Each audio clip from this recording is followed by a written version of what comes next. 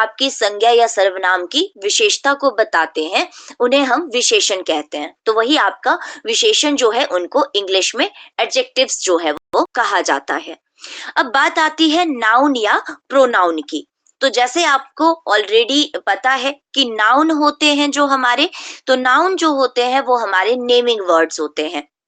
दुनिया में, यूनिवर्स में जितनी भी चीजें हैं, चाहे आप उनको अपनी आंखों से देखें चाहे आप नहीं देखें, या कोई ऐसी चीज जिनको आप अपनी 5 सेंसेस से सेंस कर पा रहे हो या नहीं कर पा रहे हो, लेकिन जिनका नाम है, ठीक है, चाहे वो कोई क्वालिटी ही क्यों ना हो, क्वालिटी का नाम, सब्जेक्ट का नाम, किसी पर्सन का, क्योंकि देखो डेफिनेशन तो सबको पता होती है, ठीक है, कि किसी पर्सन या फिर किसी थिंग या फिर किसी प्लेस के नाम को जो है हम नाउन कहते हैं। बट इसके अलावा जो आपको पता होना चाहिए, तो नाउन जो है वो हमारा नेमिंग वर्ड होता है, कि इनके अलावा भी जो चीजें, ऐसा हर वो चीज जिसका नाम है, तो जो नाम रखा गया है वो नाम जो है हमारा नाउन होता है।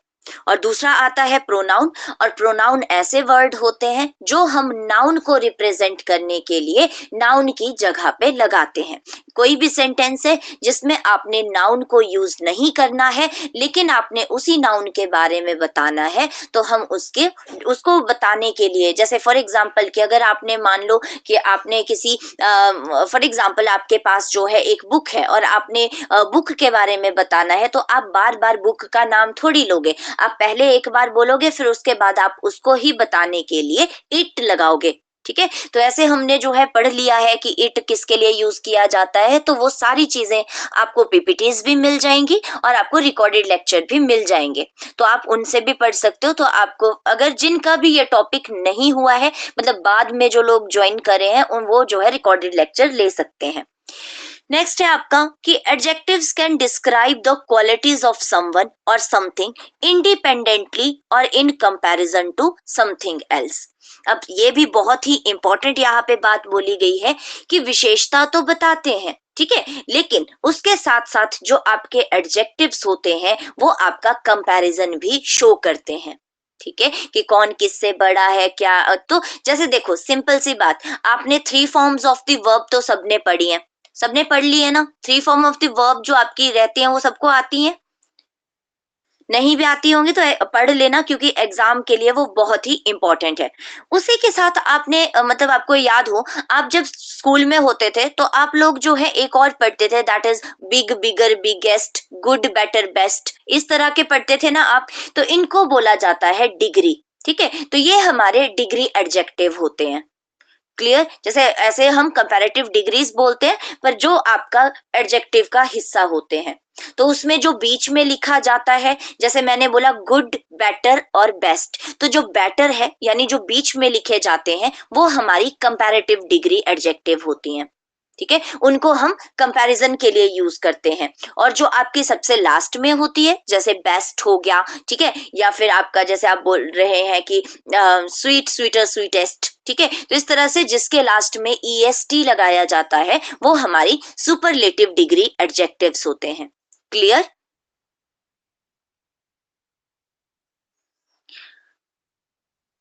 ठीक है जी, चलते हैं आगे।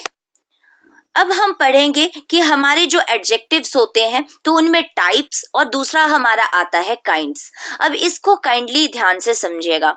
जब भी देखो आपको एग्जाम्स में आता है, जो हमारे काइंड्स होते हैं वो हमारे फिक्स होते हैं, ठीक है। किसी भी, कोई भी आपका पार्ट ऑफ स्पीच है, अगर उसके काइंड्स पूछे जाते हैं तो वो हमारे पास फिक्स होते हैं। जैसे आपको पता है कि नाउन के काइंड्स जो है वो 5 होते हैं, ठीक है, प्रोनाउन के जो है वो हमारे 6 होते हैं। बट जब टाइप्स की बात आती है तो टाइप्स वेरी करते हैं। अब ये डिपेंड करता है कि हर एक बुक में जो आपका टाइप्स है, देखो किसी ने जो है वो आपके वर्ड के आधार पर डिफाइन किए होते हैं, किसी ने जितने भी आपके एग्जाम्पल है उनके आधार पर डिफाइन किए होते हैं, तो इसका कोई फिक्स नहीं है। मतलब मेन बात ये है कि नंबर जो है वो फिक्स नहीं है। तो जैसे जिनके आपके नंबर फिक्स नहीं होते वो एग्जाम में डाले भी नहीं जाते हैं। मतलब जैसे नाउन प्रोनाउन है, उनके हमारे पास फिक्स काइंड होते हैं, तो इसलिए उनका क्वेश्चन आ जाता है कि how many kinds are there, चाहे नाउन के चाहे प्रोनाउन के। बट जैसे आपका एडजेक्टिव है और प्रोनाउन में भी जो है वो आपके वेरी करते रहते हैं, बट फिर भी जो हमारी मतलब बेसिक बुक है तो उसमें उसके अराउंड 6 दिए हैं, ठीक है। और वैसे एडजेक्टिव है तो इसके भी 7 से 8 जो है वो दिए ही गए हैं। पर ध्यान रखना, काइंड्स भेद होते हैं, टाइप्स प्रकार होते हैं, ठीक है। तो टाइप्स इसके बहुत सारे हो सकते हैं। तो अब आपको नंबर मतलब छोड़ देना कि नंबर का, क्योंकि इसमें क्वेश्चन नहीं आता है कि कितने हैं एग्जैक्ट, क्योंकि मैंने फिर कहा कि अलग अलग बुक्स में अलग अलग होते हैं, ठीक है। तो आपने सिंपल सा है कि आपने ये पढ़ना है कि कौन कौन से होते हैं, वो ज्यादा इंपॉर्टेंट है। क्लियर है सबको? अब जैसे देखो, पहले यहाँ पे जो आपको दिख रहा है टेबल, अच्छा ये विजिबल है सबको? बस तो आपकी अपनी स्क्रीन पे भी जूम हो जाता है, ठीक है, तो आप वैसे ही कर ले। तो देखिए, सबसे पहले जो मैं आपको यहाँ पे फिर आगे आपको जो मेन काइंड्स है वो मैं आगे डिफाइन करूंगी। यहाँ से कुछ आपके एक दो हैं जिनको मतलब बाद में वो नहीं है, तो यहीं पे ही मैं आपको बता दूं उनको, ठीक है। तो जैसे देखिए, एक है आपका कंपैरेटिव एडजेक्टिव। अब जैसे मैंने आपको कहा, ये वाले आगे आपको बता दिए जाएंगे तो इनको अभी आप नेग्लेक्ट करो, ठीक है। मेन है इस वाले में जहां मैं मतलब आपको बता रही हूँ, उनको काइंडली नोट कर लेना।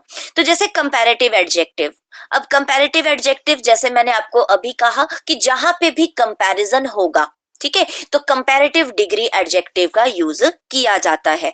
लेकिन कौन से होंगे? जो आपकी डिग्री में बीच में लिखे जाते हैं, जैसे बिगर हो गया, इजियर, मतलब जिसको भी ऐसे आप बीच में कंपेयर वर्ड में रखोगे, ठीक है, बेटर हो गया, ज्यादातर इनके लास्ट में ई आर जो है वो लगाया जाता है।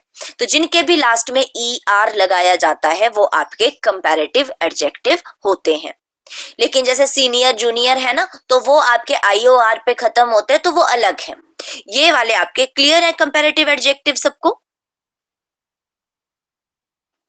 नेक्स्ट आएगा, नेक्स्ट है आपका सुपरलेटिव एडजेक्टिव। जैसे मैंने आपको कहा कि डिग्री में जिसके लास्ट में ई एस टी आता है, तो ई एस टी वाले जितने भी हैं आपके, वो सारे सुपरलेटिव एडजेक्टिव होते हैं।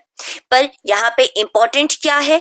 इंपॉर्टेंट ये है कि आपके ऐसे वर्ड जिनको आप लोग कंपैरेटिव और सुपरलेटिव में चेंज नहीं कर सकते, या फिर जिनके लास्ट में आप ई आर और ई एस टी नहीं लगा सकते हो, तो उनका क्या किया जाता है? तो उसमें क्या होता है, जैसे मान लो ब्यूटीफुल है, तो ब्यूटीफुल का कंपैरेटिव एडजेक्टिव बताएंगे आप लोग? ब्यूटीफुल का कंपैरेटिव एडजेक्टिव क्या होता है? अगर आपने उसको कंपैरिजन करना है तो आप क्या बोलेंगे? More beautiful. वेरी गुड, ठीक है। सो बेसिकली कि जब हम लोग क्या करते हैं कि हम जो है कंपेयर करते हैं, अब ऐसे वर्ड जिनके लास्ट में हम ई आर नहीं लगा सकते, तो उनके साथ हम लोग जो है मोर लगाते हैं, ठीक है। तो अगर मान लो कि जैसे इंटेलिजेंट है तो आप बोलेंगे मोर इंटेलिजेंट, ब्यूटीफुल है तो आप बोलेंगे मोर ब्यूटीफुल। क्लियर? और वैसे ही सुपरलेटिव होता है, तो ऐसे वर्ड जिनके लास्ट में ई एस टी नहीं लगाया जा सकता, उनके साथ मोस्ट लगाया जाता है, ठीक है। सिंपल सा, ब्यूटीफुल, मोर ब्यूटीफुल और मोस्ट ब्यूटीफुल। क्लियर है? ओके जी, अब नेक्स्ट चलते हैं। अब नेक्स्ट है आपका, देखो, कंपाउंड एडजेक्टिव नीचे आके। जो आपका कंपाउंड एडजेक्टिव होता है, अब कंपाउंड में क्या रहता है आपका? अब अगर आप जैसे अगर आपने 9th 10th में साइंस अच्छे से पढ़ी है, या फिर मतलब जब भी, तो कंपाउंड वर्ड एक ऐसा वर्ड है जो बहुत बार हमारे मतलब जैसे आता भी है, साइंस में बहुत ज्यादा हम पढ़ते हैं कंपाउंड, ठीक है। तो देखो, एक कंपाउंड क्या होता है? कंपाउंड का सिंपल सिंपल मतलब होता है कि जब आपके पास कोई दो प्योर सब्सटेंस मिलकर एक प्योर सब्सटेंस का निर्माण करते हैं। सिंपल और इम्पोर्टेंट जो है ये आपका वर्ड है, ठीक है। कि आपने, अब मैं जैसे कह रही हूँ कि आपने पढ़ा होगा, तो एक डिफरेंस आता था कि कंपाउंड और मिक्सचर में क्या डिफरेंस होता है, ठीक है। तो वही जो है वो आपका, देखो, मिक्सचर भी क्या होता है, मिक्सचर में भी आपकी 2 से 3 मतलब बहुत सारी चीजें आपस में मिलाई जाती हैं, और कंपाउंड में भी आपका सेम ही रहता है कि बहुत सारी चीजें मिक्स की जाती हैं। बट द डिफरेंस इज कि जो आपके मिक्सचर होते हैं, तो उसमें क्या होता है कि प्योर में इम्प्योर भी मिल जाता है, ठीक है। और उसमें जरूरी नहीं होता कि आपका इम्प्योर मतलब प्योर ही चीज निकल के आए। अब ऑब्वियसली साइंस में इसकी बड़ा डिटेल डिफरेंस है, मैं साइंस में नहीं जा रही हूँ, पर मैं यहाँ पे आपको नॉर्मली एक कंपाउंड का मतलब समझाने जा रही हूँ, ताकि आपको कहीं पे भी ठीक है, ये मतलब नहीं कि आपका इंग्लिश में ही, कहीं पे भी आपको फिर कंपाउंड वर्ड आए तो अगर बाय चांस आपको रूल भी नहीं पता तो भी आप वहां पे अंदाजा लगा सको कि हमसे पूछा क्या है। तो बेसिकली बोलने का मतलब ये है कि जब कोई भी दो चीजें, दो इंडिपेंडेंट या प्योर चीजें मिलकर प्योर चीज ही बनाती हैं, जैसे पानी है तो पानी हाइड्रोजन और ऑक्सीजन को मिलकर बनता है। अब हाइड्रोजन की अपनी प्रॉपर्टी है, ऑक्सीजन की अपनी प्रॉपर्टी है, लेकिन पानी जो है वो अपने आप में जो है वो आपका प्योर है। क्लियर है सबको? तो ऐसे ही आपके जो कंपाउंड एडजेक्टिव होते हैं, इसमें क्या रहता है कि जब आपके दो इंडिपेंडेंट एडजेक्टिव मिलकर एक आपका एडजेक्टिव बनाते हैं, ठीक है, जहां पे पहले तो मतलब जैसे देखो इसमें रहता है आपका, ठीक है, कि जैसे हम बोलते हैं वेल नोन, ठीक है, वेल नोन। अब आपको पता है कि नोन तो एडजेक्टिव नहीं है, ठीक है, सॉरी, नाउन नहीं है, ठीक है। तो वेल नोन मतलब एक वर्ड आपने ऑलरेडी ले लिया है वेल, और उसके साथ फिर आपने नोन भी ले लिया है। तो ऐसे जब दो और दो से ज्यादा वर्ड जो है वो एक नाउन को डिस्क्राइब करने के लिए हम लोग यूज करते हैं। आप नॉर्मल भी बोल सकते हैं, जैसे आप बोलते हो वेरी वेरी ब्यूटीफुल गर्ल, ठीक है, तो ये जो वेरी ब्यूटीफुल है ये आपका कंपाउंड एडजेक्टिव है। बट इसमें भी एक चीज रहती है कि आपका जो वेरी वर्ड है उसको एडवर्ब बोला जाता है। क्यों? अगर सिंगल वेरी की बात कर रही हूं मैं, पूरा नहीं, अगर मैंने पूरा बोला है वेरी ब्यूटीफुल तो वो हमारा कंपाउंड एडजेक्टिव है। लेकिन अगर मैं सिंपल सिंपल उसमें सिर्फ वेरी का क्वेश्चन, मतलब मान लो कि आपको पेपर में आया है और उसमें सिर्फ वेरी को अंडरलाइन किया गया है, तो फिर वो हमारा एडवर्ब होता है। क्लियर? फिर आता है आपका लास्ट है आपका प्रेडिकेटिव एडजेक्टिव। तो देखो प्रेडिकेटिव, प्रेडिकेटिव होता है जिसमें आपका जैसे देखो आपने ये भी एक नाउन, जब मैं आपको सेंटेंस पढ़ा रही थी तो भी मैंने आपको क्लियर किया था कि एक आपका रहता है, जैसे आप कहते हैं कि सब्जेक्ट होता है और जिसमें आपका वर्ब वाला हिस्सा होता है वो सारा जो है हमारे पास प्रेडिकेट होता है। यानी कि कोई भी सेंटेंस होता है तो जैसे मैंने बोला कि आई ईट एन एप्पल, ठीक है, तो आई जो है सब्जेक्ट हो गया। अब बाकी जितना भी है जिसमें आपकी वर्ब भी इन्वॉल्व होती है वो आपका प्रेडिकेट होता है। तो यहाँ पे बात करेंगे तो प्रेडिकेटिव एडजेक्टिव क्या होता है कि ये हमेशा फॉलो करता है लिंकिंग वर्ब को या फिर आपके सब्जेक्ट को मॉडिफाई करेगा। याद रखना, ठीक है, कि सब्जेक्ट को मॉडिफाई करेगा।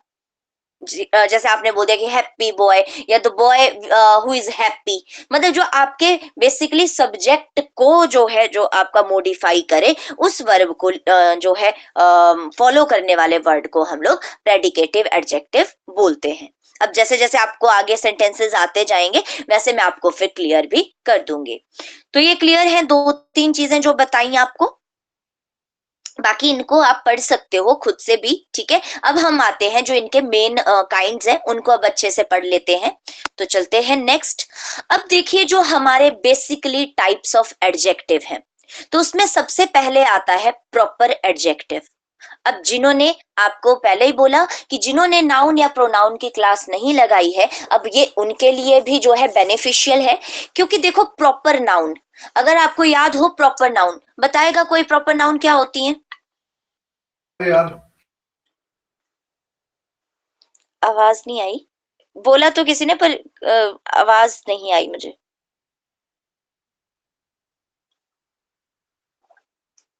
जल्दी से बताइए प्रॉपर जो नाउन क्या किसी होती है? मैम जो नाउन किसी प्रॉपर प्लेस या किसी के नाम को आइडेंटिफाई करता है। आइडेंटिफाई करें, ठीक है, या उसका नाम जो है वो हमारा प्रॉपर नाउन होता है। सिंपल सी भाषा में प्रॉपर नाउन बेसिकली क्या होते हैं? ऐसी नाउन होती हैं जो कि आपकी जिनका फर्स्ट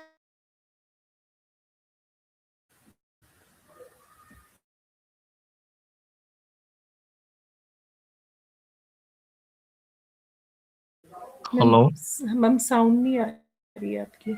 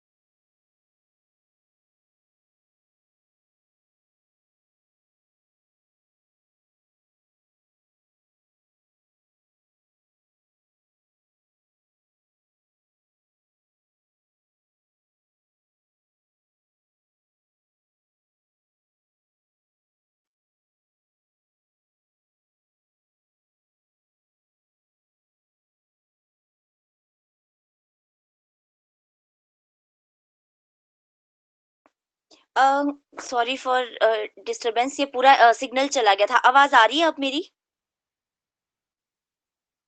ओके, स्क्रीन देख लें।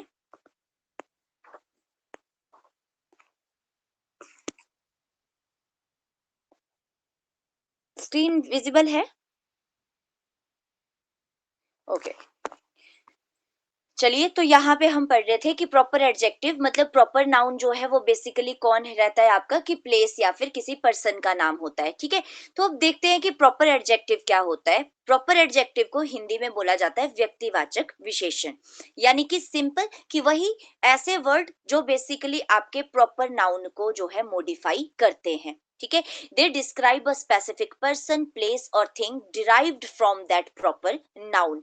पर ध्यान रखिएगा, अब इम्पोर्टेंट क्या है कि जब वही आपके प्लेस के नाम या किसी पर्सन का नाम, ठीक है, आपका किसके लिए यूज किया जा रहा हो, किसी नाउन को मॉडिफाई करने के लिए, ठीक है। मतलब अब जैसे आपने बोला इंडिया, तो इंडिया हो गया नाउन, ठीक है। लेकिन जब आप इंडिया वर्ड को ही आपने किसी नाउन की विशेषता को बताने के लिए करना है, यानी कि विशेषण की तरह करना है, तो फिर हम क्या करेंगे, इंडियन वर्ड लिख देंगे। क्लियर हो रहा है? ठीक है। या फिर जैसे आपको पता है शेक्सपियरियन का रहता है, तो शेक्सपियर जो है वो अपने आप आपका एक प्रॉपर नाउन है, ठीक है। आप सबको पता है कि बहुत बड़े जो है ये पोइट रहे हैं। तो बेसिकली अब जब इनकी बात की जाती है तो यहाँ पे आएगा, तो जब इनके ड्रामा की बात की गई तो देखो उस ड्रामा को डिफाइन करने के लिए उनका नाम यूज किया गया है। तो यहाँ पे बोला गया शेक्सपियरियंस ड्रामा।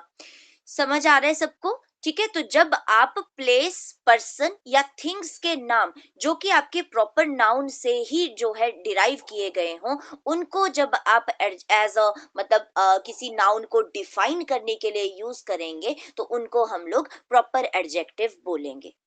क्लियर?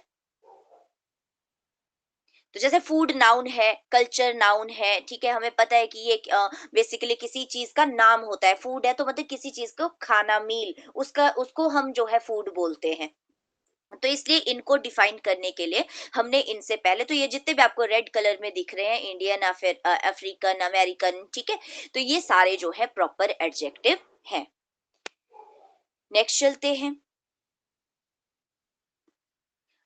और हिंदी में भी सेम होता है, जैसे आपको सिंपल सा जब भी आपसे मतलब हिंदी में भी अगर क्वेश्चन आते हैं इनके, तो सेम आते हैं। जैसे आपको क्वेश्चन पूछ लिया जाएगा कि बताइए तप शब्द है, कि तप शब्द का विशेषण बताइए, ठीक है। तो हम लोग बोलते हैं, जैसे अब हमें ऐसा चाहिए होता है कि उसको हम किसी नाउन को डिफाइन करने के लिए यूज कर सकें। जैसे तप का होता है तपस्वी, तो आप बोल सकते हैं कि तपस्वी बालक, ठीक है। तो हिंदी में भी सबने ये चीज पढ़ी है। देखो दो ही चीजें आती हैं, या तो भाववाचक संज्ञा निकालो किसी वर्ड की, ठीक है, या तो फिर उसका विशेषण, मतलब उसको विशेषण में कैसे लिखेंगे, तो वही चीज इंग्लिश में भी रहती है।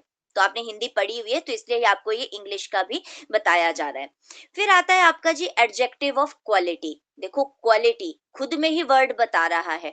तो क्वालिटी का मतलब है कि जब आप किसी नाउन के क्वालिटी की बात करते हैं या फिर किसी प्रोनाउन की क्वालिटी की बात करते हैं, ठीक है। अब ये जो है आपका क्वालिटी, आपको पता है, हो सकता है कि उसमें मतलब वो किस प्रकार की चीज है, ठीक है, कैसा व्यक्ति है, मतलब बेसिकली नाउन, ठीक है, कि कैसी नाउन है वो। तो they tell us what kind of person और थिंग इट इज, ठीक है, कि कोई भी चीज कैसा है, तो वो जो है हमारा क्वालिटी रहती है। तो फिर क्वालिटी को बोलेंगे एडजेक्टिव ऑफ क्वालिटी। जैसे for example an honest man. अब मैन क्या है, नाउन, लेकिन वो कैसा है, ऑनेस्ट है वो, ठीक है, ये उसकी क्या है, क्वालिटी है। वैसे ही आपका लेडी, अ ब्यूटीफुल लेडी, तो लेडी इज अ नाउन और कैसी है वो, ब्यूटीफुल है, ठीक है। तो beautiful is a adjective of quality. Clear? या बिग, स्मॉल, ब्लैक, मतलब कलर बताना किसी का, ठीक है, या फिर वो बड़ा है, छोटा है, ठीक है, टॉल है, लंबा है, ठीक है, मतलब कुछ भी जो आपकी क्वालिटी में आते हैं कि वो किस प्रकार का व्यक्ति है या कोई चीज है, वो किस तरह की जो है वो थिंग है, तो ये हमारा जो है एडजेक्टिव ऑफ क्वालिटी में आएगा। क्लियर? नेक्स्ट चलें।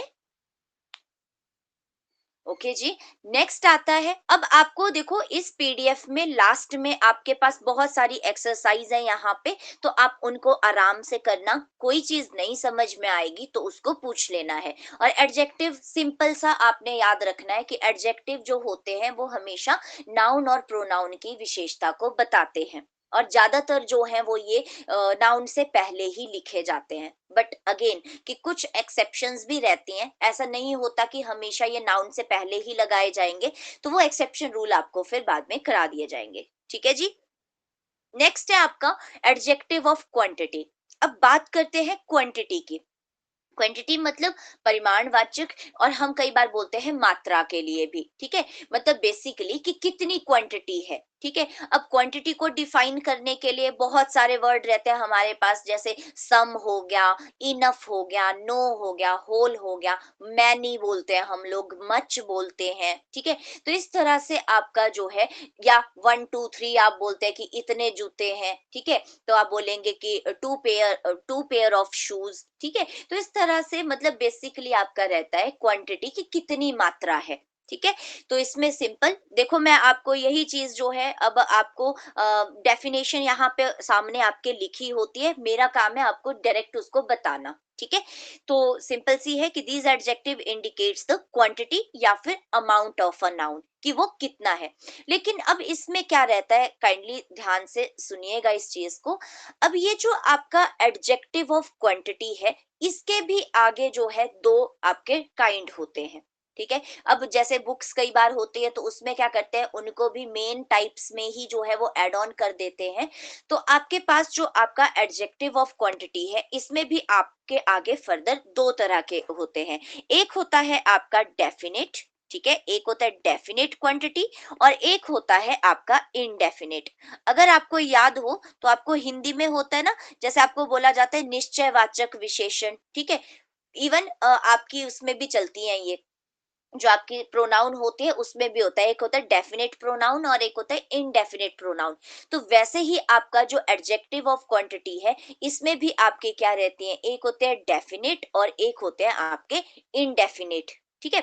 जिनको आप आगे भी पढ़ेंगे। जैसे न्यूमरल एडजेक्टिव होते हैं, तो न्यूमरल एडजेक्टिव होते हैं जिसमें आपका बेसिकली फिक्स संख्या होती है। जैसे आपने बोल दिया कि 2 एप्पल्स हैं, ठीक है, तो आपको पता है एग्जैक्ट कि कितने हैं, तो आपको पता है डेफिनेट हो गया वो।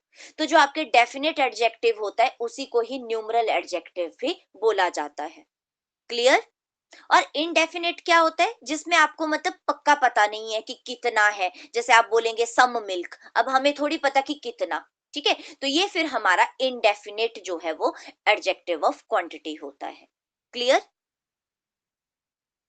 देखो वर्ड से ही पता लग जाता है, तो ये चीज मैं आपको बता रही हूँ कि ये जो आपका क्वांटिटी वाला है, तो ये भी जो है आपके बहुत सारे जो है वर्ड हैं। ऐसा नहीं कि सिर्फ यहाँ पे आपको 2 3 जो दिख रहे हैं सिर्फ यही आपके एडजेक्टिव ऑफ क्वांटिटी हैं, कि यहाँ पे मैंने सम इनफ नो लिखा हुआ है, बस यही है।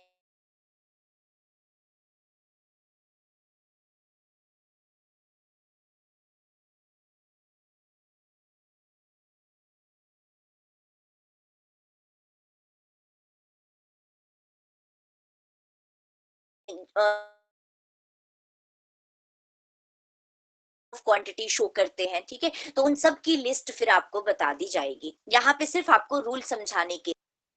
स्क्रीन दिख रही है सबको?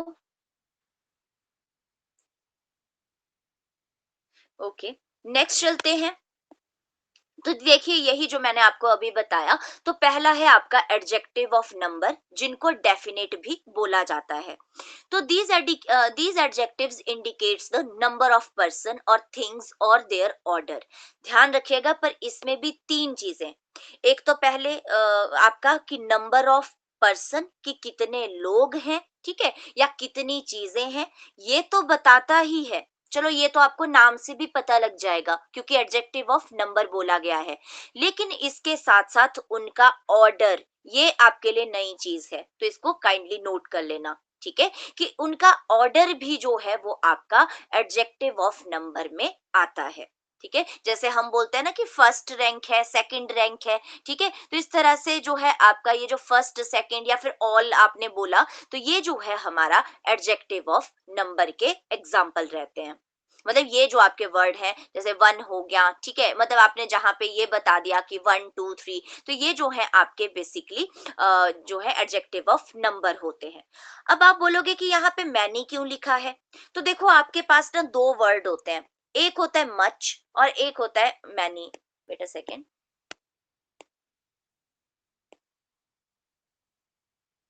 ठीक है, एक आपके पास रहता है मच, ठीक है, और एक होता है मैनी।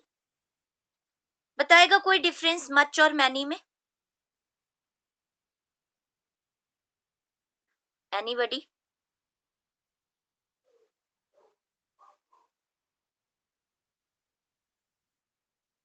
मेरी आवाज आ रही है? मैम मैनी होता है ना वो जो जिसमें गिन जो गिनने के लिए होता है उसमें मैनी का यूज होता है। काउंटेबल नाउन्स के लिए यूज होता है। हाँ जी, हाँ जी, बिल्कुल सही, दोनों ने ठीक ही बोला। ठीक है, देखो मैनी जो होता है आपका, मैनी होता है जहां पे आप काउंट कर सकते हैं चीजों को, ठीक है, जैसे अगर मैंने बोलना है कि how many students are there in class, तो मैंने मैनी क्यों बोला, क्योंकि आपको काउंट किया जा सकता है, तो मैनी जो है वो लगता है काउंटेबल के लिए, इसलिए मैंने यहाँ पे इसको नंबर में लिखा। ठीक है, कि जहां पे नंबर होते हैं, जहां पे आपका काउंटेबल होता है, तो उधर जो है हम लोग मैनी लगाते हैं। और मच लगाया जाता है जहां आप काउंट नहीं कर सकते, यानी कि अनकाउंटेबल में। तो जैसे आपने पिछले स्लाइड में भी सेम आप देख लो यहाँ पे, तो यहाँ पे जो है आपका जैसे अनकाउंटेबल, जैसे अब सम है, तो सम मिल्क क्यों बोला, मैनी मिल्क क्यों नहीं बोला, या फिर मच मिल्क हम लोग बोलते हैं, तो मच इसलिए बोलते हैं क्योंकि हम मिल्क को काउंट नहीं कर सकते। ठीक है, तो जहां पे आप काउंट कर सकते हो वहां पे लगाना है मैनी, और जहां पे लोगों मतलब चीजों को आप काउंट नहीं कर सकते हो वहां पे हम लोग मच लगाते हैं। क्लियर सबको? तो ये बहुत ही इंपॉर्टेंट है, ये इसका भी जो है एरर आ जाता है टेस्ट में। ठीक है, तो आपने अगर ऐसा कोई सेंटेंस आए तो उसमें ध्यान से देख लेना है कि ऐसा तो नहीं है कि काउंटेबल के साथ मच लगा दिया है, तो वो गलत हो जाएगा। तो ये था आपका कि यहाँ पे जो है एडजेक्टिव ऑफ नंबर जो है वहां पे लगाए जाते हैं जहां पे आपका इस क्वेश्चन का आंसर रहता है कि कितने, हाउ मैनी, या फिर इन व्हाट ऑर्डर, कि किस ऑर्डर में जो है चीजें हैं। तो रैंक वगैरह जैसे फर्स्ट रैंक है, तो इस तरह से ये भी आपका एडजेक्टिव ऑफ नंबर पे आता है। क्लियर?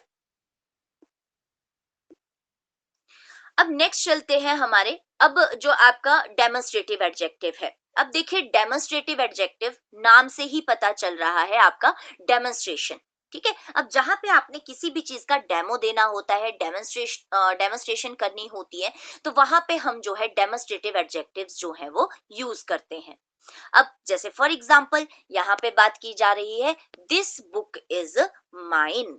अब अगर आपको याद हो तो हमने जब प्रोनाउन पढ़ा था तो वहां पे भी सेम चीज हमने पढ़ रखी है।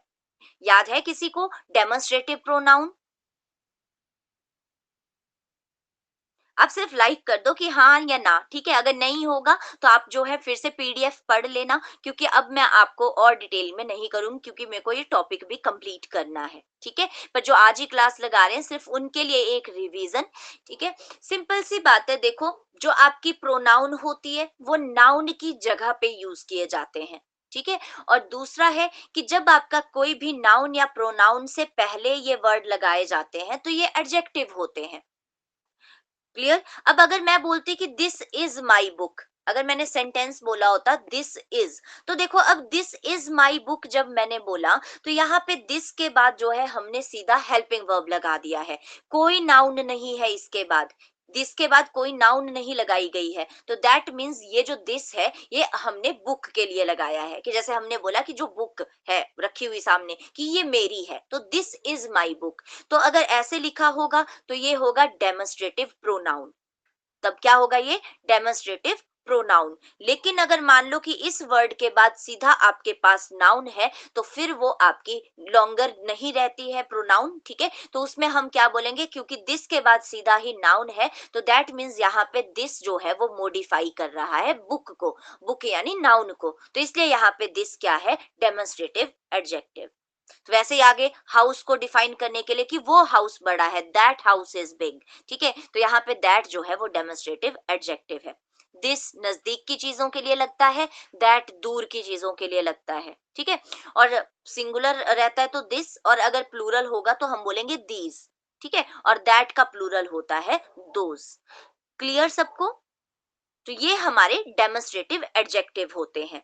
इनके बाद अगर नाउन लगाओ, मतलब नाउन आपने लगाई होगी तो ये सारे एडजेक्टिव होंगे, और अगर इनके साथ आपने हेल्पिंग वर्ब लगाया होगा तो ये सारे फिर प्रोनाउन होंगे।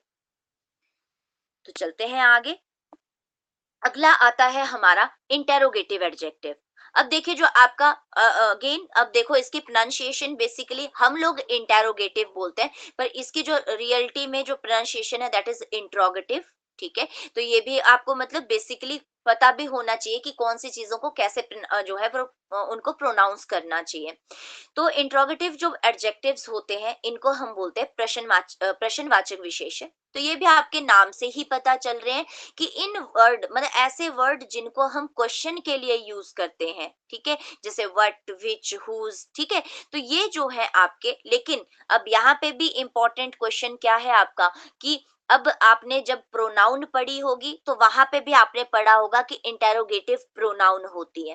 तो अगेन वही आपका फिर से जो है वो यहाँ पे भी सेम जो है एक्सप्लेनेशन है कि अगर इनके बाद सीधा आपका जो है हेल्पिंग वर्ब आता है तो दैट मीन्स ये प्रोनाउन है, लेकिन अगर इनके बाद नाउन लिखी जाएगी तो फिर आपको पता है कि ये एडजेक्टिव है। अब जैसे मैंने बोला विच कलर, मैंने ये नहीं बोला विच इज या विच वन, मतलब कुछ भी, जैसे विच इज लगा दिया मैंने, तो ऐसा नहीं बोला, मैंने बोला विच कलर, ठीक है, या हुज बैग, क्योंकि साथ में नाउन लेके कि नाउन को डिफाइन कर रहा है ये कि हुज बैग इज दिस, ये बैग किसका है, तो ये जो whose bag, clear. And what book, कि आप कौन सी बुक जो है वो पढ़ रहे हैं, what book are you reading. तो जब भी आपका नाउन से पहले इनको लगाया जाएगा तो ये आपके इंट्रोगेटिव एडजेक्टिव जो है वो कहलाए जाएंगे। क्लियर है इंट्रोगेटिव एडजेक्टिव भी? अब नेक्स्ट चलते हैं। नेक्स्ट है आपका एम्फेसाइजिंग एडजेक्टिव। अब एम्फेसाइजिंग एडजेक्टिव क्या होते हैं, नाम से ही एम्फेसाइज, एम्फेसाइज का मतलब होता है किसी चीज पे बल देना, किसी चीज पे जोर देना, ठीक है। तो अब जैसे ऐसे वर्ड जैसे देखो ओन हो गया या वेरी हो गया, तो इनको हम क्या करते हैं, बहुत बार जो है एम्फेसाइज या फिर किसी नाउन पे स्ट्रेस डालने के लिए इनको यूज करते हैं। जैसे फॉर एग्जांपल कि I saw it with my own eyes, ठीक है। अब मैं बोल सकती थी कि I saw it with my eyes, लेकिन मैंने क्या करना है, मतलब मैंने अपनी आंखों से देखा, मतलब क्या हो रहा है आपको कि आप जो है उसको मतलब जोर दे रहे हैं कि मैंने अपनी आंखों से देखा है, ठीक है। या जैसे हम बोल सकते थे कि शी इज ब्यूटीफुल गर्ल, लेकिन अगर आप बोल रहे कि she is very beautiful, that means beautiful तो है लेकिन बहुत ही ज्यादा ब्यूटीफुल है, ठीक है। मतलब उस ब्यूटीफुल को आपने जो है और ज्यादा जो है एम्फेसाइज करने के लिए क्या कर दिया, आपने बोल दिया कि वेरी ब्यूटीफुल। क्लियर? तो जहां पे आप ऐसे वर्ड जो है जिनको आप स्ट्रेस देने के लिए यूज करते हैं या नाउन पे स्ट्रेस जो है वो ले करने के लिए यूज करते हैं तो उनको एम्फेसाइजिंग एडजेक्टिव बोला जाता है। क्लियर? सिंपल सिंपल चीजें हैं, ठीक है। फिर आता है आपका पोजेसिव एडजेक्टिव। अब देखिए पोजेसिव एडजेक्टिव जब आप बोलते हैं तो सेम जो है आपका पोजेसिव प्रोनाउन भी होता है, ठीक है। जब आप बोलते हैं कि जैसे आपने बोला कि this book is mine, kindly फिर से, क्योंकि मैंने ये आपको उस टाइम पे भी एक ही चीज बताई थी कि अगर आपका ऐसा वर्ड है जैसे आपने बोल दिया माइन हो गया, ठीक है, या अवर्स हो गया, मतलब प्लूरल आप लगा रहे हैं, तो ये हमारे जो है पोजेसिव प्रोनाउन होते हैं। लेकिन अगर आप इन्हीं, और माई भी अगर है, पर वैसे भी हमें पता है कि हम माई नहीं लगाते, ठीक है। आप कभी भी ऐसा नहीं बोलेंगे कि दिस इज, जैसे कि दिस इज माई, मतलब इतना ही और खत्म कर दिया, ऐसा कभी नहीं होगा, ठीक है। तो इसीलिए हम ऐसा बोलते हैं कि दिस बुक इज माइन। जब आपने माइन बोल दिया तो मतलब दैट मीन्स कि वो प्रोनाउन है। लेकिन जब आप बोल रहे हैं माई बुक या माई पेन, अब क्योंकि पेन आपकी नाउन है और साथ में आपके ये एडजेक्टिव लगा हुआ है, अब यहाँ पे माई जो है वो पेन को जो है वो डिफाइन कर रहा है कि मेरा पेन है, ठीक है। पेन किसका है, मेरा है। तो दैट मीन्स कि आपका नाउन को डिफाइन कर रहा है यहाँ पे, तो ये आपका पोजेसिव एडजेक्टिव है। क्लियर? मतलब बेसिकली इन वर्ड के बाद चाहे माई, चाहे अवर, योर, हिज, हर, इट्स या फिर देयर, जब इनके बाद आप नाउन को यूज करते हैं तो ये हमारे पोजेसिव एडजेक्टिव जो है वो कहलाते हैं। क्लियर? अब आगे आता है आपका एक्सक्लेमेटरी एडजेक्टिव। तो देखिए एक्सक्लेमेटरी एडजेक्टिव में एक ही होता है आपका, दैट इज व्हाट। ठीक है, व्हाट को जो है वो एक्सक्लेमेटरी एडजेक्टिव बोला जाता है। क्यों? क्योंकि जो आपका व्हाट वर्ड है वो आपका क्वेश्चन भी है, कंजक्शन भी है, लेकिन उसके साथ साथ इसको एक्सक्लेमेटरी सेंटेंसेस में भी यूज किया जाता है। जैसे आप बोलते हैं व्हाट अ ब्यूटीफुल गर्ल, ठीक है, व्हाट एन आइडिया, मतलब किसी चीज को बहुत ज्यादा एक्सक्लेमेशन देने के लिए। ठीक है, अब आपको पता है, कल भी आपने नरेशन में भी पढ़ा था कि एक्सक्लेमेटरी सेंटेंसेस वो सेंटेंसेस होते हैं जहां पे आप इमोशन को बताते हैं, जॉय, सोरो या हैप्पीनेस, कुछ भी, मतलब ठीक है, तो वो सारे हमारे जो है वो एक्सक्लेमेटरी सेंटेंसेस होते हैं। तो इसलिए ये स्ट्रॉन्ग फीलिंग को एक्सप्रेस करते हैं, इसलिए आपका जो व्हाट है वो एक्सक्लेमेटरी एडजेक्टिव है। ये भी क्लियर है? नेक्स्ट चलेंगे। अब देखिए ये हो गए आपके पूरे एडजेक्टिव के काइंड्स खत्म। ठीक है, इनको अच्छे से पढ़ना और यहीं से ही आपको एग्जाम में क्वेश्चंस आते हैं। ये जो आपने पढ़े, देखो पहली चीज है जो अभी तक आपने पढ़ा उसमें आपका है कि आप मतलब कौन से एडजेक्टिव, मतलब आपको अगर बाय चांस अंडरलाइन करके दिया होगा तो हो सकता है कि आपको क्वेश्चन पूछा जाए कि कौन सा एडजेक्टिव है। और अब क्वेश्चन का पैटर्न बहुत चेंज हो गया है, अब ऐसा नहीं पूछा जाता कौन सा एडजेक्टिव है, सीधा अंडरलाइन किया होता है और सीधे 4 ऑप्शन आते हैं। आपको खुद पहचानना है कि एडजेक्टिव है कि नाउन है, और अगर एडजेक्टिव है तो कौन सी नाउन, मतलब कौन सा एडजेक्टिव है। अब जैसे फॉर एग्जांपल कि जैसे आपको पिछले में बताती हूँ, अब जैसे मान लो ये वाला सेंटेंस आ जाता कि दिस इज माई पेन, ठीक है, और यहाँ पे आपको माई जो है, माई के नीचे जो है अंडरलाइन करके दे दिया होता और पूछा होता कि बताओ जी ये क्या है, और ऑप्शन आपको दोनों आएंगी, मतलब ये गारंटी रहती है कि इसमें दोनों आती हैं। ठीक है, इसमें ये भी पूछा जाएगा कि पोजेसिव एडजेक्टिव है या फिर पोजेसिव प्रोनाउन है। बाकी तो चलो वो हम नेग्लेक्ट ही कर देंगे, पर ये दो लास्ट में आएंगी। तो ध्यान रखना, अगर आपके इसके बाद आपने नाउन लगाई होगी तो पोजेसिव एडजेक्टिव, और अगर फिर नाउन नहीं लगाई है, सीधा आपने माइन लिखा हुआ है या हर लिखा हुआ है, तो फिर आपको पता है कि वो आपका प्रोनाउन होगा। Clear to all? अब बात करते हैं correct use of some adjectives. ये आपने नाउन में भी पढ़ा है, और जिन लोगों ने नहीं पढ़ा है वो यहाँ पे ये चीज सीख लें। ठीक है, लेकिन जिन्होंने क्लासेस शुरू से रखी हैं उनको मतलब आई थिंक याद हो ये चीज। ठीक है, मैंने आपको एक सेंटेंस में बोला था कि अगर मान लो कोई सेंटेंस आपका ईच से शुरू होता है, ठीक है, तो उसमें कुछ बताया था मैंने कि कोई नाउन होती है तो उसको सिंगुलर करना होता है या प्लूरल या हेल्पिंग वर्ब। है किसी को याद रूल, कि ऐसा कुछ बताया गया था आपको?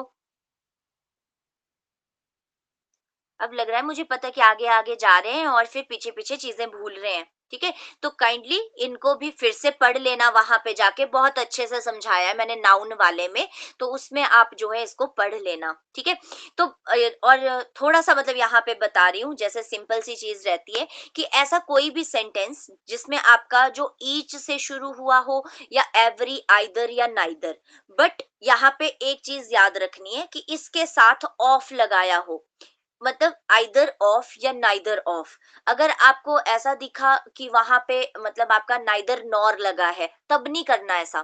ठीक है, काइंडली फिर से सुन लो कि अगर कंजक्शन की तरह यूज किया होगा, जैसे आइदर के साथ और नाइदर के साथ नॉर लगा हुआ होगा, तब ये रूल चेंज हो जाता है।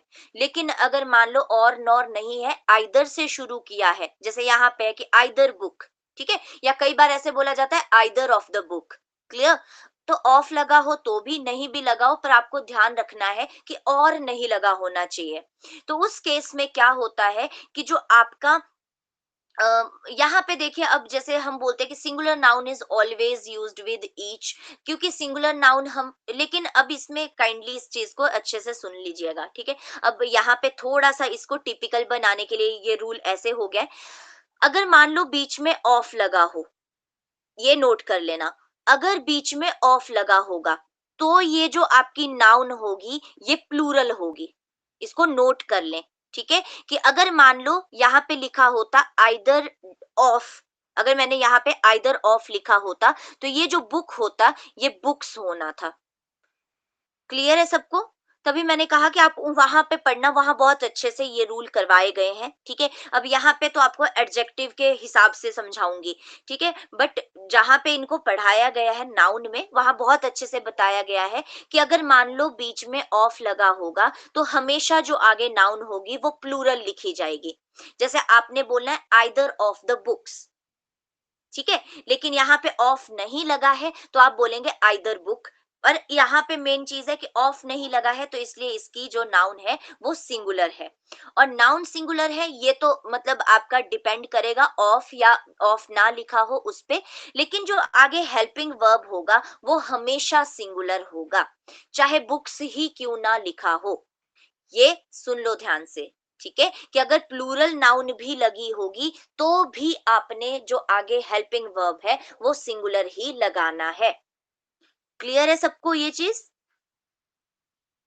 तो ये सब्जेक्ट वर्ब एग्रीमेंट का रूल है।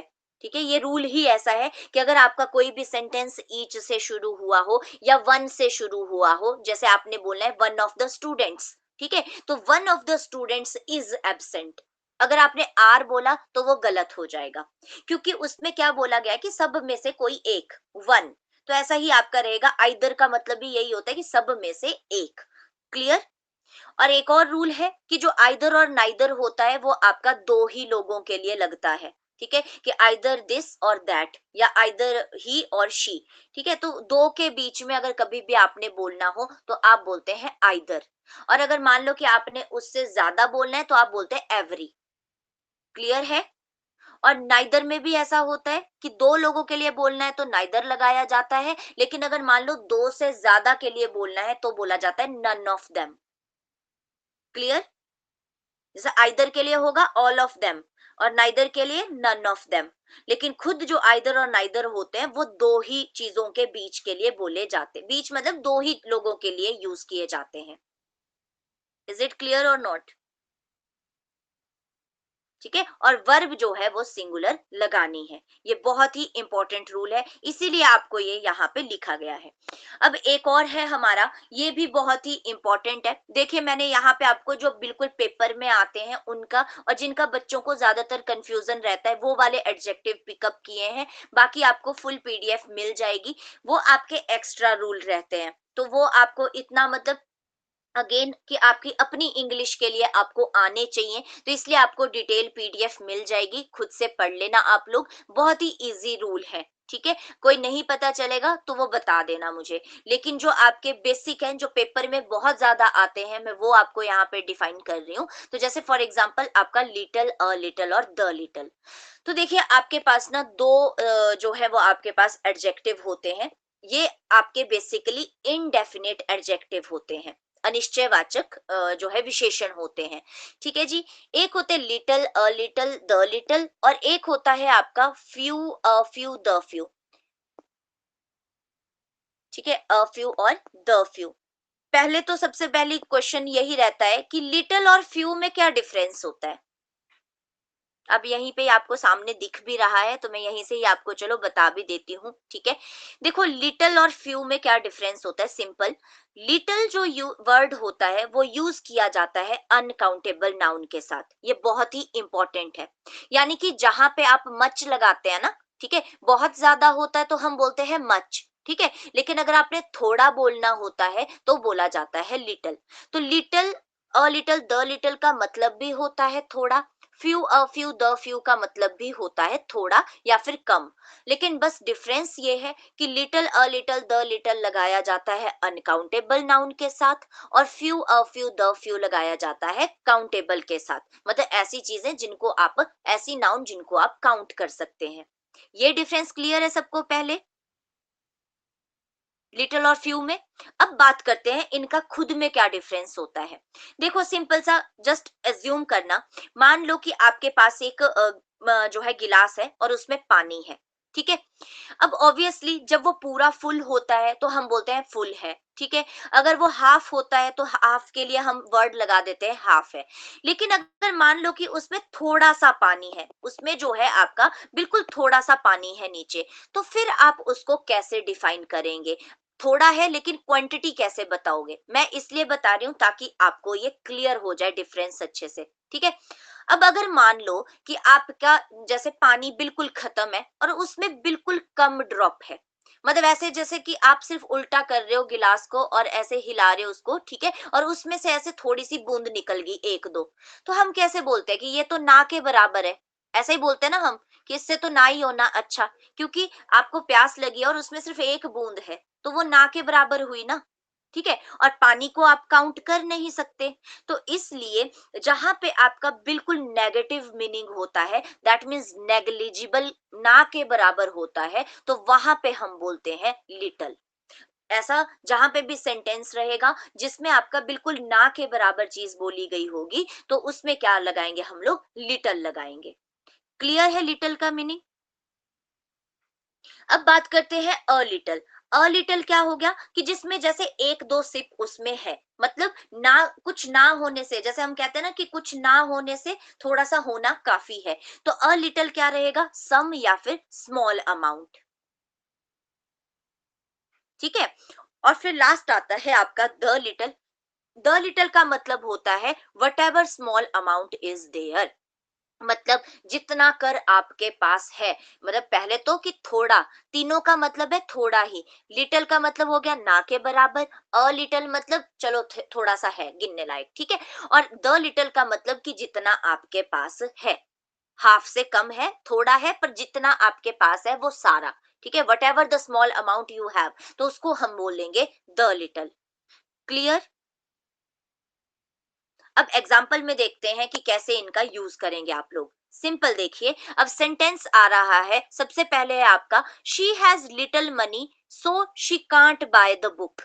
देखिए, अब हमें कैसे पता चलेगा कि लिटिल ही लगाना है? तो देखो आपके पास खुद डेफिनेशन, सॉरी, खुद सेंटेंस दिया हुआ है। क्या बोला? So she can't by the book, मतलब वो किताब नहीं खरीद सके, तो दैट मीन्स उसके पास पैसे ही नहीं है। यही हुआ ना, मतलब कि उसके पास इतने पैसे ही नहीं है कि वो एक किताब को खरीद सके, तो दैट मीन्स कि उसके पास पैसे ही ना के बराबर है। अब कॉपी आनी है 20 रुपए की और मान लो किसी के पास 1 रुपए है, तो आप क्या बोलोगे? ऐसा तो है नहीं कि उसके पास नहीं है, रुपए तो है उसके पास, लेकिन 1 रुपए है, तो 1 रुपए में थोड़ी आएगी कॉपी, तो क्या बोलेंगे? शी हैज अ नहीं बोलेंगे, सीधा she has little money. Clear? फिर आगे आपका आता है add a little sugar to the tea, that means कि थोड़ी सी डाल दो, ठीक है, थोड़ी सी शुगर, मतलब बहुत ज्यादा नहीं, क्योंकि ज्यादा होगी तो आप बोलेंगे हाफ, मतलब आप उसमें क्वांटिटी बता सकते हो। लेकिन जब आप थोड़ा का डिफाइन कर रहे हो, या फिर जैसे हम बोलते हैं कि अ लिटिल नॉलेज इज डेंजरस, ठीक है, कि थोड़ी सी नॉलेज, अब नॉलेज भी क्या होती है? वो आपकी जो है अनकाउंटेबल नाउन है, आप काउंट नहीं कर सकते। लेकिन अब हम बोलते हैं कि थोड़ी सी नॉलेज, तो that means a little knowledge is dangerous. Clear? और द लिटिल कब लगाएंगे? जैसे he has wasted the little money he had in gambling, कि जितनी उसने जुए में, मतलब उसके पास उसने कमाई थी, जितनी, मैंने फिर कहा कि the small amount he have, ठीक है, तो वो जितनी उसके पास थी उसने वो सारी जो है वेस्ट कर दी, ठीक है। तो इस मतलब जहां पे इसमें सीधा रहता है कि जितना उसके पास है, ठीक है, दैट्स कि वो सारा, तो उसको बोला जाएगा द लिटिल। तो little a little the little में डिफरेंस समझ आया सबको? ठीक है, आपको खुद जो है वो सेंटेंस से पता लग जाएगा। अच्छा, अगर किसी के दिमाग में ये क्वेश्चन आ रहा है कि मनी तो काउंट कर सकते हैं हम लोग, तो देखो आप मनी काउंट नहीं कर सकते, मनी नहीं कर सकते, आप रुपीस काउंट करते हो, मनी अनकाउंटेबल नाउन होती है, ठीक है।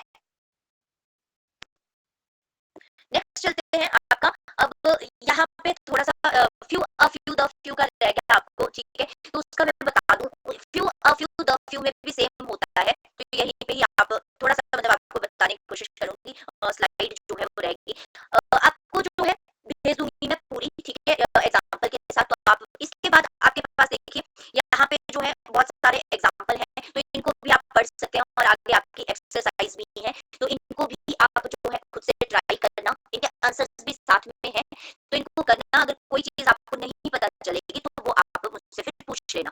ठीक है। अब द फ्यू की बात कर रहे थे हम लोग, तो देखिए द फ्यू को बता देती हूँ मैं। अब the few, a few, the few में भी सेम चीज रहती है।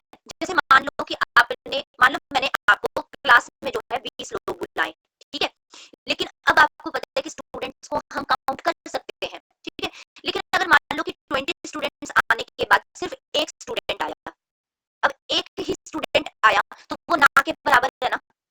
तो सेम चीज आएगी कि जहां पे ना के बराबर होगा वहां पे लगाएंगे फ्यू।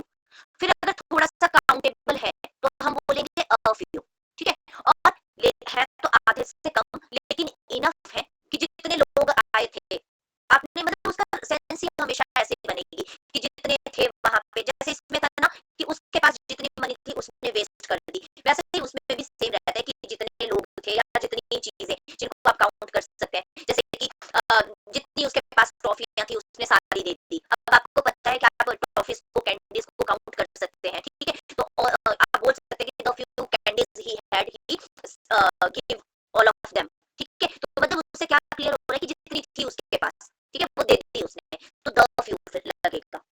तो few, a few, the few में भी क्लियर हुआ आपको। सेम जैसे आपने लिटिल, लिटिल, द लिटिल किया, सेम टू सेम वैसा ही है। बस फर्क इतना है कि ये जो है अनकाउंटेबल के लिए लगता है और few, a few, the few जो है वो काउंटेबल चीजों के लिए लगता है। क्लियर? आवाज नहीं आ रही है या क्लियर नहीं हुआ बता तो ठीक है जी, ठीक है। तो इस तरह से जो है आपका ये एडजेक्टिव की क्लास थी, तो इस तरह से आपका रहेगा। अब इसमें देखो दो तीन चीजें हैं, जैसे आपकी ईच होता है, तो ईच भी आपका जो है वो एक या दो से ज्यादा के लिए लगता है, ठीक है। ये भी मैं ऑलरेडी आपको बता चुकी हूँ, तो इसे यहाँ पे सिर्फ डिफाइन कर रही हूँ, थोड़ा सा बता रही हूँ कि जो जैसे देखो आपका ईच और एवरी में क्या डिफरेंस रहता है कि जो ईच और एवरी होता है, तो ईच जो होता है वो आपका लग जाता है दो लोगों के लिए भी और दो से ज्यादा के लिए भी, ठीक है, और मोर देन टू, ठीक है। बट एवरी जो है वो हमेशा दो से ज्यादा के लिए ही लगेगा। क्लियर? एवरी को दो के लिए नहीं लगाया जाता है कभी भी नहीं, कि अगर अगर मान लो कि आपने ऐसा बोला है ना कि दो लोगों को बताना है, तो दो के लिए कभी भी आप एवरी नहीं लगाएंगे, ठीक है। एवरी हमेशा दो से ज्यादा लोगों के, मतलब दो से ज्यादा चीजों के लिए लगाया जाता है। क्लियर? ईच और एवरी में डिफरेंस, ठीक है। अच्छा, एक और वर्ड मैं आप लोगों से पूछूंगी, एक है ओल्डर और एक होता है एल्डर, बताइएगा कोई डिफरेंस ओल्डर और एल्डर में, डिफरेंस जल्दी से। ओल्डर और एल्डर, एल्डर होता है बड़ा और ओल्डर होता है पुराना। पुराना, ठीक है। एक ये डिफरेंस है, चलो हिंदी में मतलब आपने पुराने के लिए बोल दिया और एल्डर हो गया बड़ा, लेकिन अगर मैं बोलूँ आपको जैसे ओल्डर ब्रदर और एल्डर ब्रदर, इसमें बताओ जो है ओल्डर ब्रदर और एल्डर ब्रदर में जो है वो आप कौन सा सही है। और मैं अगर बोलूँ तो दोनों ही सही होते हैं, ठीक है। ओल्डर ब्रदर भी होता है, एल्डर ब्रदर भी होता है, बट डिफरेंस क्या है?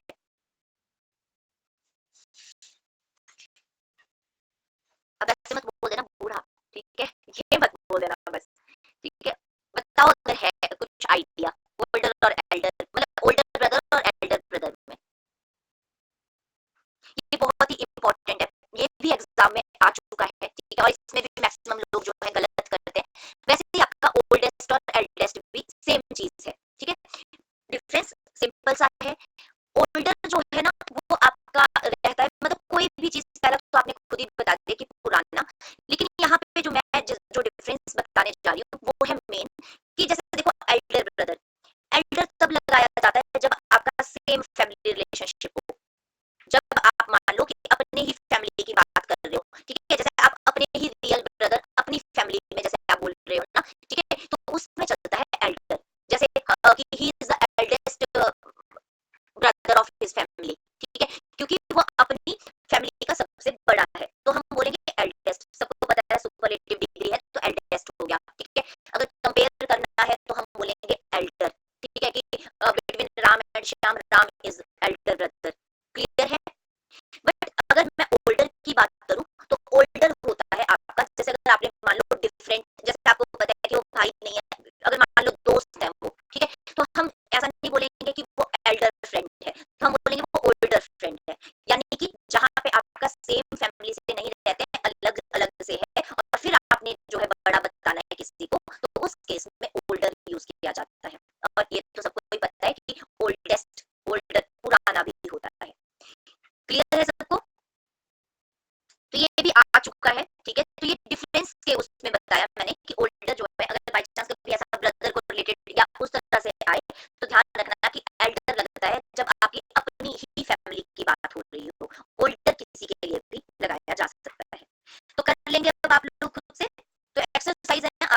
कुछ भी नहीं है, आपको बता दिया। और ये थोड़े से ऐसे हैं कि फिजिकल अपीयरेंस के लिए कौन से एडजेक्टिव लगाए जाते हैं, इमोशन वाले एडजेक्टिव कौन से हैं, ये फीलिंग वाले हैं जैसे हैप्पी, सैड, एंग्री। फिर पर्सनैलिटी के लिए फ्रेंडली, आउटगोइंग, शाई, तो ये आपके फ्रेंडली सॉरी पर्सनैलिटी एडजेक्टिव है। फिर मेंटल एबिलिटी के लिए जो यूज किए जाते हैं ये हैं आपके, और पर्सनैलिटी के लिए जैसे एडवेंचरस है, एम्बिशियस हो गया, एफेबल हो गया, असर्टिव, एथलेटिक, ठीक है, कॉन्फिडेंट। तो ये जो है आपके फिर पर्सनैलिटी ट्रेट्स एडजेक्टिव जो है वो होते हैं, ठीक है। तो ये आप पढ़ सकते हैं, ये सिर्फ पढ़ने के लिए ही है चीजें, ताकि आपको पता भी हो, वर्ड भी आपको मिलेंगे। तो इस तरह से आपका रहता है।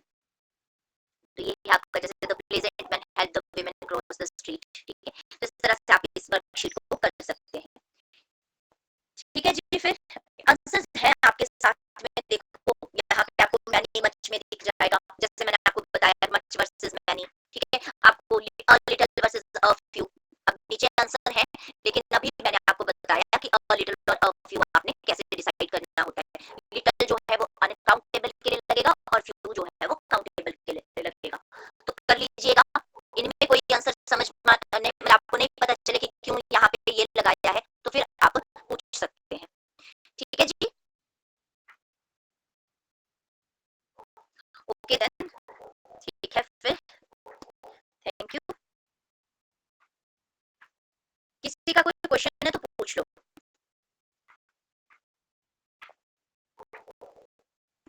चलिए ठीक है फिर।